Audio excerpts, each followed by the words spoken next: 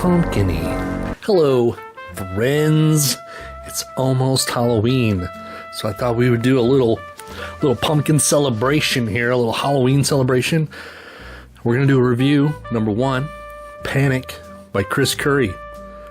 It's a 90s horror paperback that takes place on Halloween. It's great. It's great. We're going to do that first. And then after that,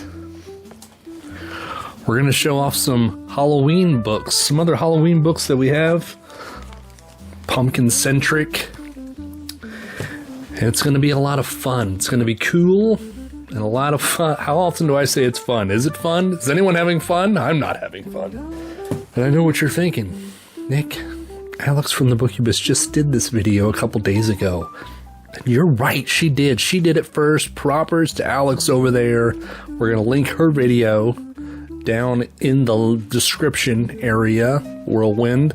We're going to take you down the whirlwind of pumpkin books and go watch our video and then come back and watch this. So we're going to review Panic by Chris Curry from 1993. And we're going to show off our Halloween books. All right, first up, here we go. We got Panic, Chris Curry. This came out in 1994, pocket books. Chris Curry is actually Tamara Thorne. Now, I don't know why she went under the name Chris Curry. Maybe she thought that it would sell more books if she had a dude's name up there. But I know that she wrote a lot of horror paperbacks. She was a very, very popular author around this time. Panic starts in the year 1964. It's October 1st. It's a chilly autumn day in the fictional town of Santo Verde, California. It doesn't exist. Don't look it up. It does not exist. The leaves are turning those beautiful autumn colors of red and orange and brown, falling to the ground. They are swirling in the wind, falling to the ground from the big old oak tree in our 7-year-old protagonist Ricky's front yard of his country home. It's a magical time for most of us, for most people.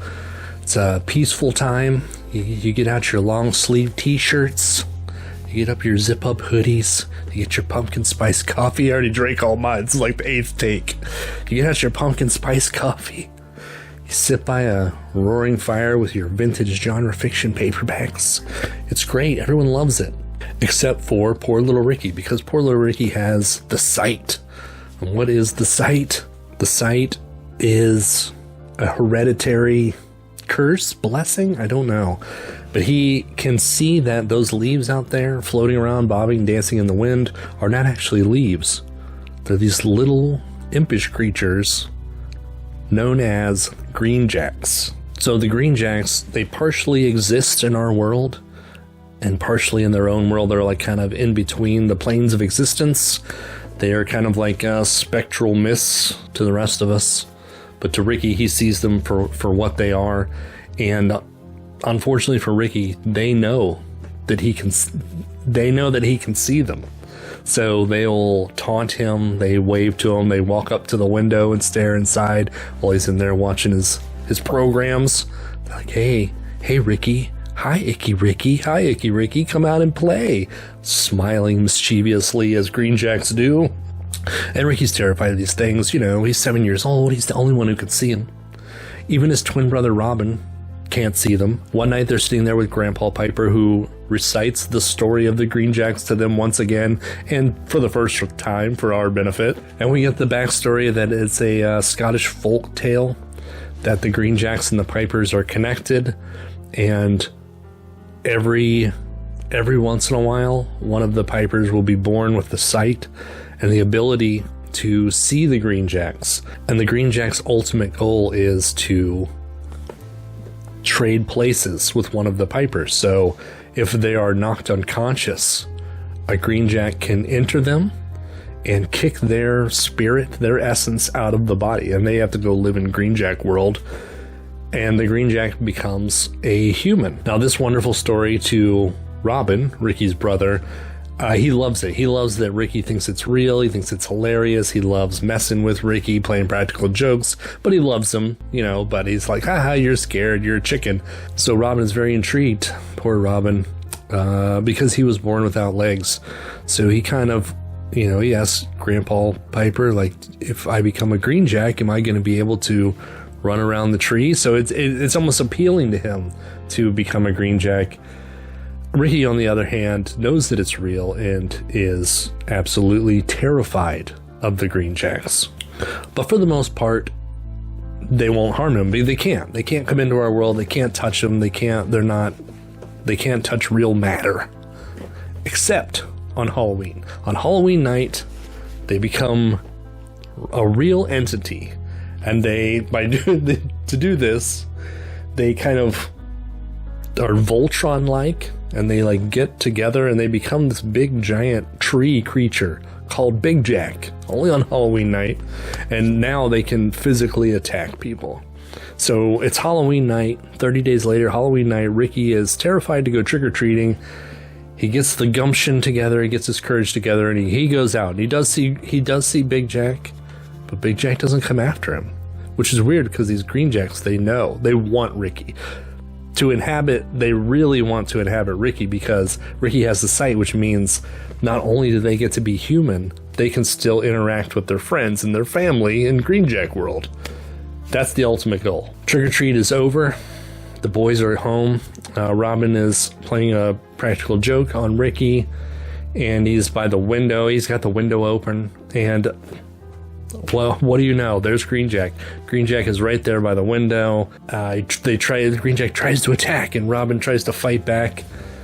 And Robin, in the process, falls from the window and lands on the ground and is now unconscious. So is the story true? Has this Green Jack entered unconscious Robin's body? So that night, parents run out. They're like, oh no, Robin, are you okay? Mom picks up Robin, is holding him, caressing him, patting his back. And Ricky's standing on the other side, facing Robin. And Robin looks at him, and then looks over at Mom, and then starts licking Mom's hair and licking Mom's sweater, smiling maniacally at Ricky. And Ricky is like, oh, shit. I don't think that's Robin anymore. I think that this Green Jack thing is happening, and it has inhabited Robin's body. That night, they sleep in the same room, absolutely terrifying. Robin gets up in the middle of the night. He goes downstairs on his hands, down the stairs, and Ricky follows him secretly and watches him get in the refrigerator. Robin opens the refrigerator, and he starts like sniffing around like he's some kind of wild creature, wild animal who's just broken into the house. He's checking things out, and he picks food up and he licks it. He licks the ham, puts it back in. He takes a drink of the milk, swishes it around in his mouth, and spits it back out. Puts it back in the refrigerator. Next morning, the family's eating the food. Robin's smiling, looking at Ricky like hee hee hee hee, eating it, and Ricky is just like, oh, this is not good. And there we have the story set up. Robin is possessed by this Green Jack, and Ricky has to live in this house with this creature that's out to get him, that sleeps like 15 feet from him, and says like, I'm gonna get you. I'm coming for you, Icky Ricky. Are you going to bed yet? Are you asleep? You asleep, Icky Ricky, over there? Laying in the dark, could you even imagine? Especially if you're 7 years old. So the story takes place in the 90s and the 60s. So we jump pretty much from that first moment into the 90s. We see Ricky as an adult. He is living in Las Vegas. He's got 2 children. He's got a 5-year-old son and a 16-year-old daughter. He writes a column for the newspaper. He is, I gotta look at the notes, so I'm never gonna remember this, a professional consumer advocate with a funny column.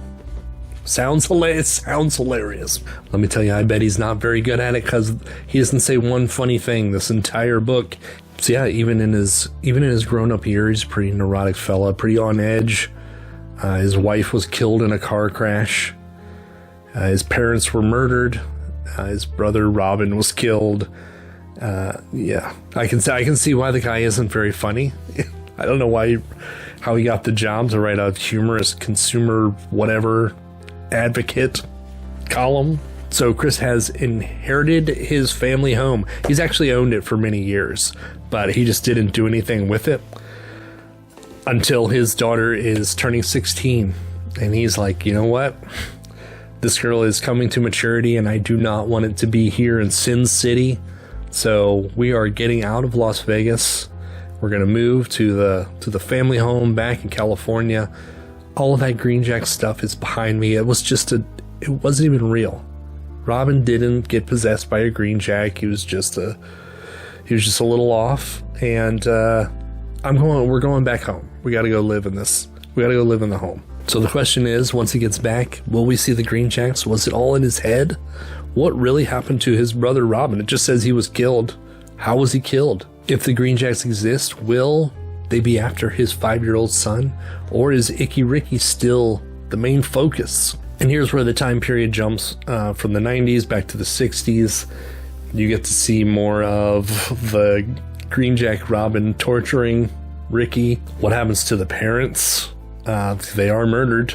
After the parents are murdered, the distant relatives move in, and they're just like these terrible white trash people, and they are not good to the kids, especially to Ricky. They don't have patience for his neurotic tendencies or his imaginary world, and they favor Robin. And there's this weird sexual stuff with Robin and this like aunt. And I'm only mentioning it because when Ricky and his family come back to the house in the 90s, that aunt is still alive, and she's like pretty much senile. And even though she was terrible and abusive, Ricky lets her live in the house, but she has to stay like in this one room, in this one area. It's a giant country house. They get there and she is still shitty. I don't understand why he lets her live there. And she says all kinds of crazy things, but she talks about Robin like he still exists. And she talks about banging Robin back in the day and currently. Like, she's hinting that Robin still comes around, still comes into her bedroom at night, and then behind closed doors, she'll make all of these like super loud sex noises. And Ricky's like, we got you. He's like, hey, you gotta cut this out. My kids are here. What are you doing in there, you crazy old bat? So there's the whole idea of the book, the whole plot, the whole feel, the tension. There's that tension rising. Halloween night is coming again. Big Jack is coming back. Are they coming for Icky Ricky? Is Robin still alive? Then they find all these hidden passages. There's hidden passages in the house. People behind, there's all these noises behind the wall, and things are moving around. All this weird shit is happening. And it's so creepy. And it's just a creepy, well-written, well-developed book. Very Halloween. It has a very Halloween atmosphere. It gives you the feeling like somebody is out to get you. It's a great book to read at night. Hearing noises in your house in the middle of the night. I wonder if it's Robin walking around on his hands, flopping around behind the secret passages in the walls. You look outside your window at night. Imagine the Green Jack. Imagine opening up your blinds and there's a little imp creature looking right at you, smiling and waving. So it's a great Halloween read. I recommend it. Highly recommended. Let's look at some other books here. Now, a lot of these I haven't read, so I don't know what much to say about them, but so we'll just start off right here with that book we already showed. The Ultimate Halloween. This is compiled by Marvin Kaye as the editor. He was the editor of Weird Tales in the 80s and 90s. He wrote a great ghost story book that I have reviewed. I think it's just on the blog. I don't think I did a video. The Cold Blue Light, Marvin Kaye and Park Godwin. That's a great book. If you're looking for a ghost story. We got Spook Night here, David Robbins. That pumpkin cover there. We got the embossed silver. Man, I love that. Embossed silver. I did read this one. I remember it being kind of not that exciting, not that satisfying. But it does take place on Halloween. Got some Richard Lehman. All Hallows Eve. This is one I haven't read. The Richard Lehman Book Club that I had on a few weeks ago. They said this one it was alright. It wasn't that great. So it's a bummer because it's one of the shorter ones. We tear right through that. This next one is one that I started to read last year. I didn't make it all the way through. I was kind of disappointed. 13 Horrors of Halloween there. It was, yeah, stories by Ray Bradbury, Edward D. Hodge, Isaac Asimov, Ellery Queen. There was a lot of mystery, and it wasn't, I don't know, it didn't have the Halloween atmosphere, even though they take place, they're just stories that take place in Halloween. And I don't know, I just think it missed the mark. Usher's Passing, Robert R. McCammon.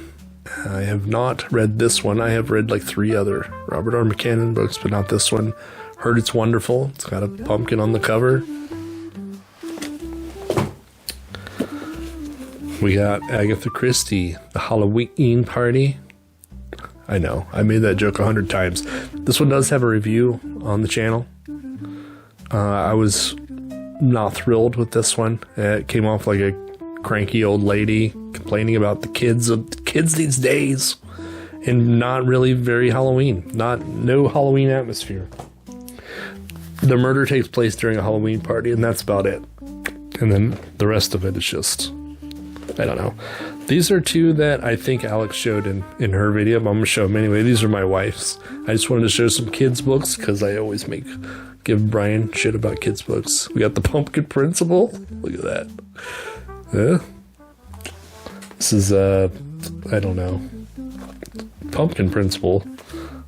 I don't know if it's like part of a series or what. I don't know anything about the young adult books and Trick or Treat. I think that's one that everyone shows. It's the Point Horror. There you go. I don't know anything about it. Then we got the Mons. Look at that. Gold embossed. Shiny gold embossed. We got this pumpkin on the banister. This is one I haven't read. Lisa W. Cantrell. My wife started this for this Halloween season, and she was not into it, and she stopped reading it almost right away. That doesn't fare well. And then we got Torments, which I believe is the sequel to the Mons. So we got more scary looking pumpkins there. Lisa Cantrell. Halloween. This is by Gary L. Holman. I read his Demon Fire book, his Hawaiian horror book, which was, I really enjoyed it. I've heard some people they're not a fan of it. Halloween, I haven't read this one. I read his other one. That's right. What messes me up is this book and Spook Night has the exact same back. Look at that. What is up with that? Leisure and BMI. All right, then we got Pranks. This is Dennis J. Higman. It's a big fatty. I don't know anything about it. I don't know anything. And we got, I pulled the Ray Bradbury October Country. May not have a pumpkin on it, but it's festive. I heard this is a great collection. I have not gotten to it yet. And then the last one is Tricks, Ed McBain, 87th Precinct entry on Halloween night. Oh, I mean to read this every year. I wonder if there's still time. How fast do you think I could read this? No, I'm not that fast of a reader. So there we go. Oh, wait. Oh my gosh, I almost forgot this. My wife wanted me to show this. Nocturnals. The Omnibus, she said this is a comic from the 90s that has a lot to do with Halloween. I don't know. They live in Halloween Town. There's one of the supernaturally gifted daughter, Evening, aka Halloween Girl. So it has a lot of... I don't know. Do you guys know what this is? I don't know. She told me all this stuff, and then now I don't remember any of it. It's very Halloween looking. There you go. Would you look at that? So she wanted me to show you guys this. Nocturnals. She said she still needs the second one. I guess we'll be getting that sometime. And that's it. All right, that's it. That's my Halloween books. I don't think I'll get another video out before Halloween, even though we still have a couple horror books to do reviews of. And I don't know. I guess that's it. I'll see you later. Happy Halloween, motherfucker.